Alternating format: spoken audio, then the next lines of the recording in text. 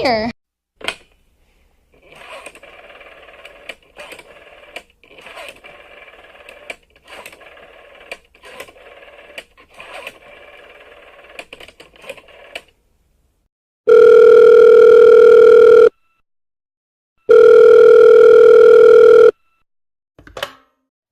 Your call, please. Operator, I've been dialing Murray Hill 40098 now for the last 3/4 of an hour, and the line is always busy, but I don't see how it could be busy that long. Will you try it for me, please? Murray here 40098. One moment, please. I don't see how it could be busy all the time. It's my husband's office. He's working late tonight, and I'm alone here in the house. My health is very poor, and I've been feeling so nervous all day. Ringing Murray here 40098.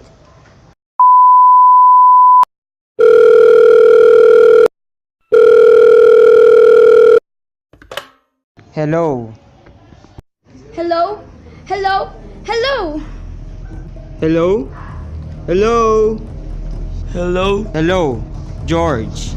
Yes, sir. Hello? Who's this? What number am I calling, please? We have heard from our client. He says the calls is cleared for tonight. Where are you now? In a phone booth. Okay, you know the address. At 11 o'clock, the private patrolman goes around to the bar on 2nd Avenue for a beer. Be sure that all the lights downstairs are out. There should be only one little visible from the street. At 11:15, a subway train crosses the bridge. It makes a noise. In case her window is open and she should scream. Oh, hello! What number is this, please? Okay, I understand. Make it quick, as little blood as possible. Our client does not wish to make her suffer long. A knife, okay, sir. Yes, a knife will be okay. And remember, remove the rings and bracelets and the jewelry in the bureau drawer. Our client wishes it to look like a simple robbery. Okay, I get. Oh, how awful! How unspeakably!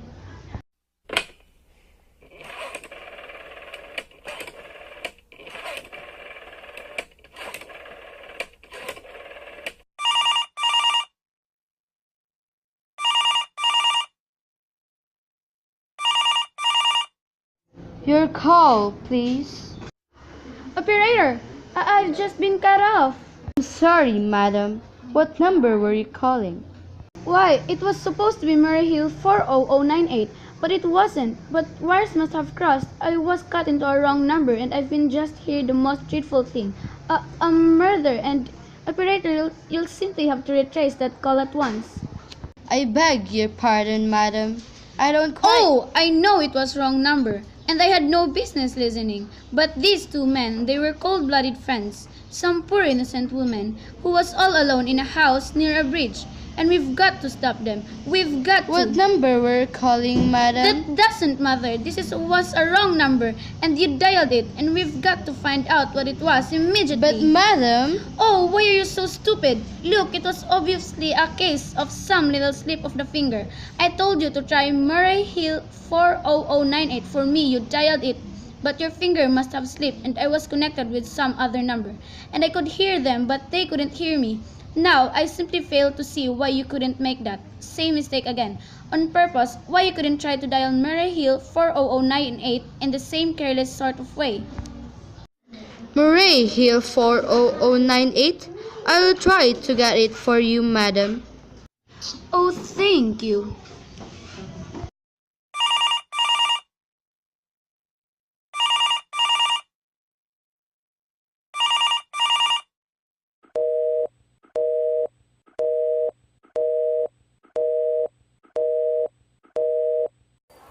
I am sorry. Murray here 40098 is busy. Operator! Yes, madam. You didn't try to get that wrong number at all. I asked explicitly, and all you did was dial correctly. I am sorry. What number were you calling? Can't you for once forget what number I was calling and do something specific? Now I want to trace that call. It's my civic duty. It's your civic duty to trace that call and to apprehend those dangerous killers. And if you won't, I will connect you with the chief operator. please!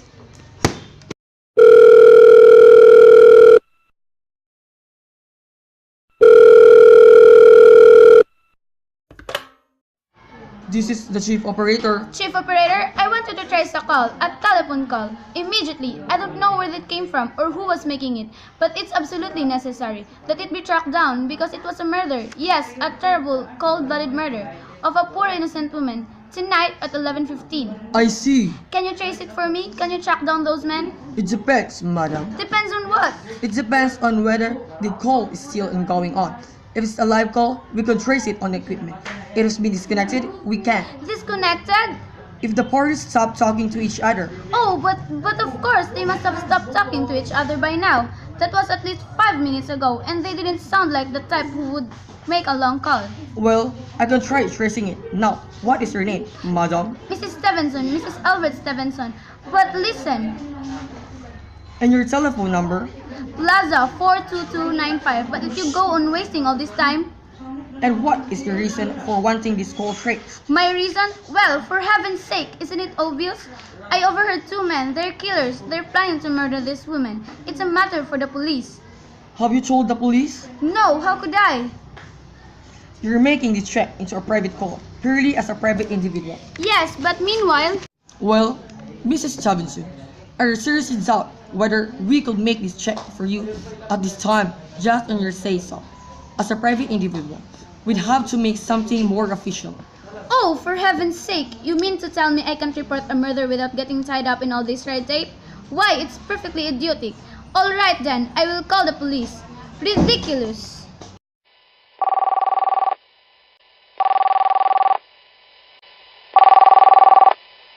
Your call, please. The police department, please. Ringing the police department.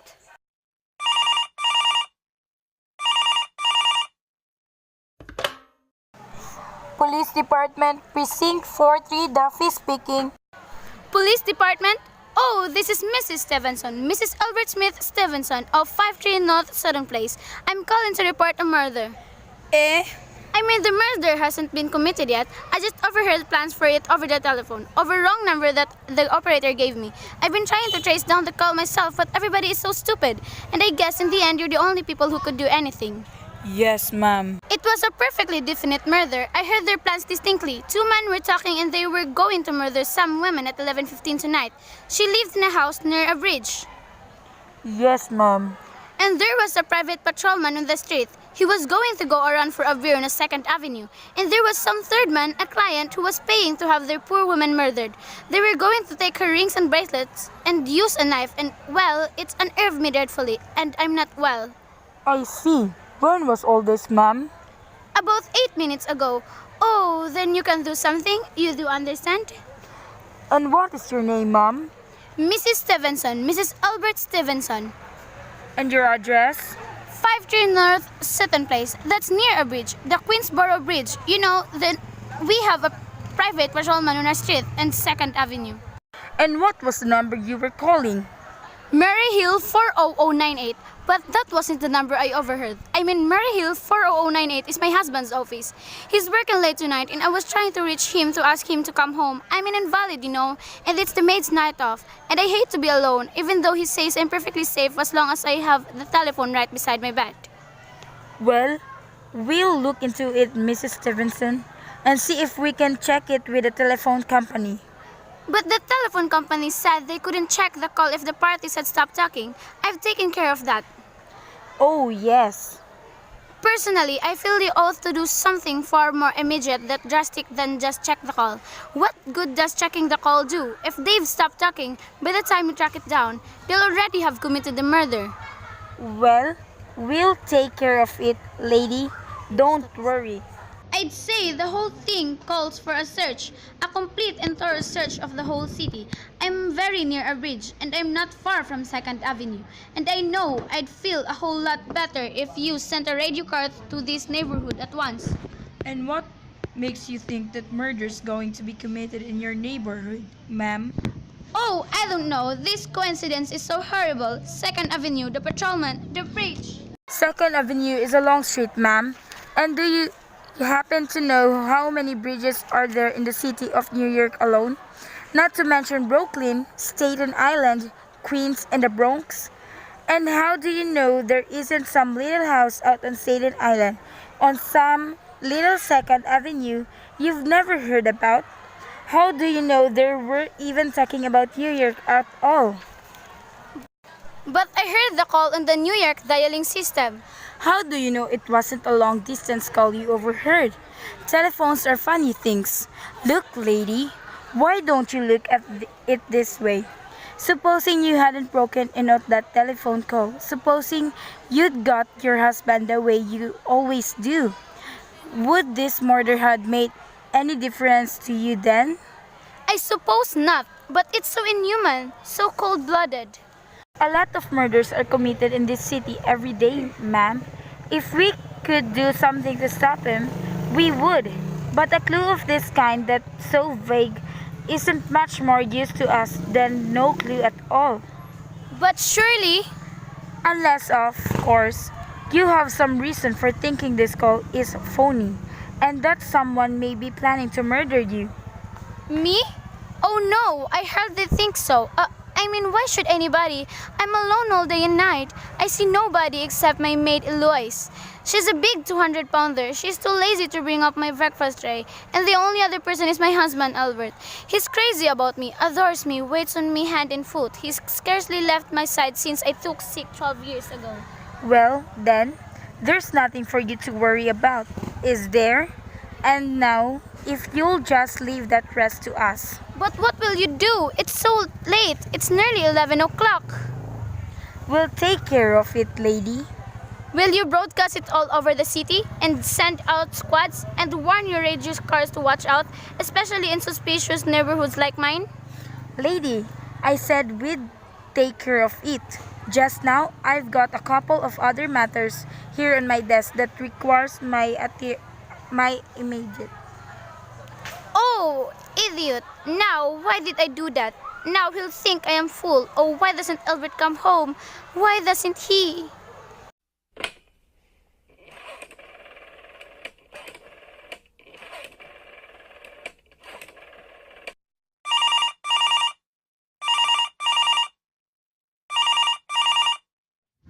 Your call, please. Operator, for heaven's sake, will you ring the Murray Hill 40098 again? I can think what's the keeping him so long. Ringing Murray Hill 40098.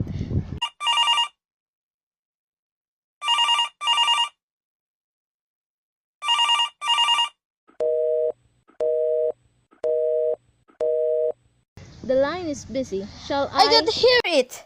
You don't have to tell me. I know it's busy. If I could only get out of this bed for a little while. If I could get a breath of fresh air. Or just lean out the window and see the street.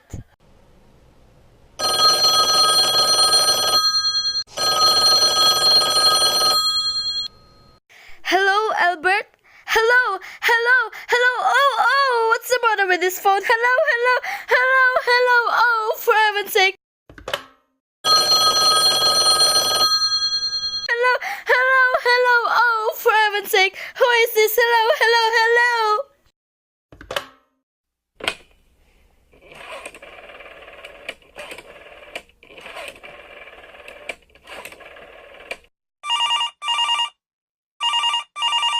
Your call, please. Hello, operator. I don't know what's the matter with this telephone tonight, but it's positively driving me crazy. I've never seen such an efficient, miserable service. Now look, I'm an invalid, and I'm very nervous, and I'm not supposed to be annoyed. But if this keeps on much longer... What seems to be the trouble, madam? Well, everything's wrong. The whole world could be murdered, for all few people care. And now, my phone keeps on ringing and ringing and ringing and ringing. I don't want you to test it for me. I want you to put through that call, whatever it is, at once. I am afraid that it's not possible, madam. Not possible. And why, may I ask why? The system is automatic, madam. If someone is trying to dial your number, there is no way to check whether the call is coming through the system or not, unless the person who is trying to reach you complains to his particular operator. Wow, all of this stupid complicated. And meanwhile, I've got to sit here in my bed, suffering every time that phone rings, imagining everything. I will try to check it for you, madam. Check it! That's all anybody can do. All of that stupid idiotic. Oh, what's the use? Hello, stop praying! Do you hear me? Answer me, what do you want? Do you realize you're driving me crazy? Start stirring. Hello, is this Plaza 42295? Yes, this is Plaza 42295. I have a telegram here for Miss Albert Stevenson. Is there anyone there to receive the message? I am Mrs. Stevenson. The telegram is as follows. Miss Albert Stevenson, 53 North Sutton Place, New York, New York. Darling, terribly sorry. Tried to get you for last hour, but line busy. Leaving for Boston 11 p.m. Tonight an urgent business. Back tomorrow afternoon. Keep happy. Love, signed Albert. Oh no! That is all, madam. Do you wish us to deliver a copy of the message? No, thank you. Thank you, madam. Good night. Good night. No, it isn't true. He couldn't do it. Not when he knows I'll be all alone. It's some trick, some fiendish.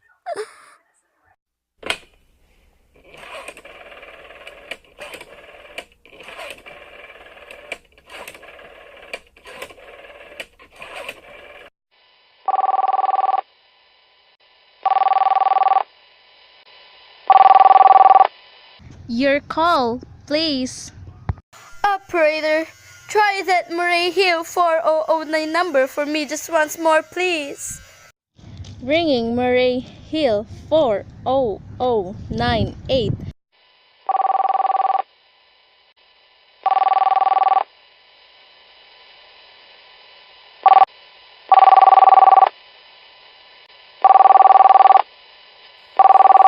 He's gone. Oh, Albert, how could you?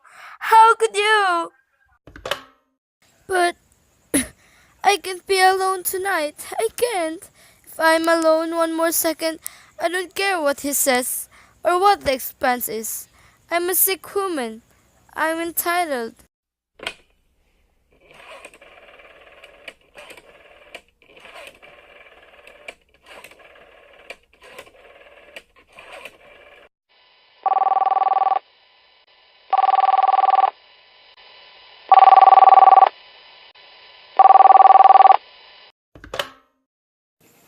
This is information. I want the telephone number of Hensley Hospital. Hensley Hospital. Do you have the address, madam? No, it's somewhere in the 70s though. It's a very small, private, and exclusive hospital where I had my appendix out 2 years ago. Hensley! One moment, please. Please hurry, and please, what is the time? I do not know, madam. You may find out the time by dialing Meridian 71212. Oh, for heaven's sake! Couldn't you? The number of Hensley Hospital is Butterfield 70105, madam. Butterfield 70105. Butterfield 70105.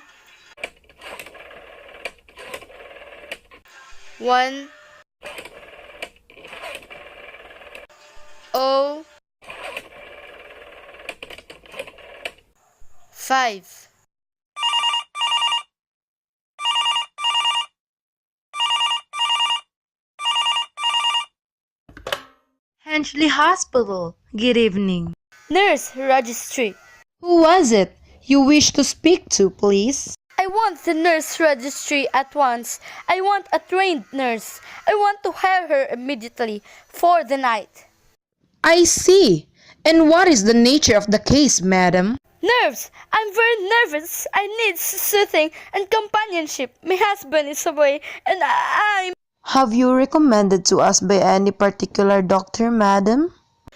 No, but I really don't see why all this catechizing is necessary. I want a trained nurse. I was a patient in your hospital 2 years ago. And after all, I do expect to pay this person. We quite understand that, madam. But registered nurses are very scarce just now, and our superintendent has asked us to send people out only on cases where the physician in charge feels it is absolutely necessary. Well, it's absolutely necessary. I'm a sick woman. I'm very upset. Very. I'm alone in this house, and I'm an invalid. And tonight I overheard a telephone conversation that upset me dreadfully. About a murder. A poor woman who was going to be murdered at 11:15 tonight. In fact, if someone doesn't come at once, I'm afraid I'll go out of my mind. I see. Well, I'll speak to Miss Phillips as soon as she comes in. And what is your name, madam? Miss Phillips. And when do you expect her in? I really don't know, madam. She went out to supper at 11 o'clock. 11 o'clock. But it's not 11 yet. Oh, my clock has stopped. I thought it was running down. What time is it? Just 14 minutes past 11. What's that? What's that? What was what, madam? That click just now in my own telephone. I thought someone had lifted the receiver of the hook of the extension phone downstairs. I didn't hear it, madam. Now, about this? But I did. There's someone in this house. Someone downstairs in the kitchen. They're listening to me right now. There's... I won't pick it up. I won't let them hear me. I'll be quiet, and they'll think. But if I don't call someone now, while they're still down there, there'll be no time.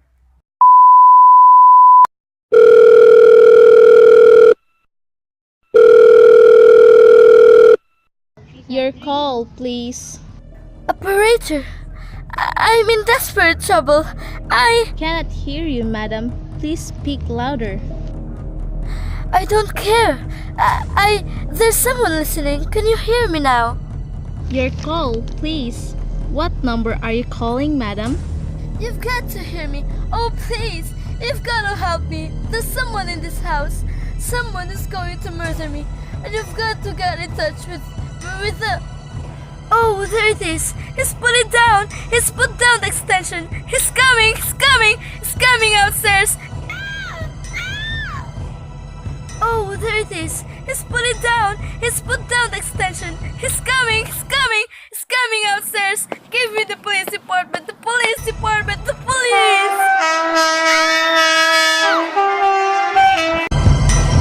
Ringing the police department. Police department.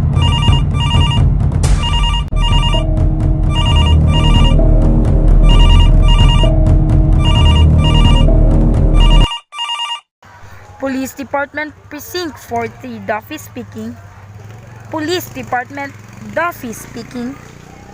Sorry, wrong number.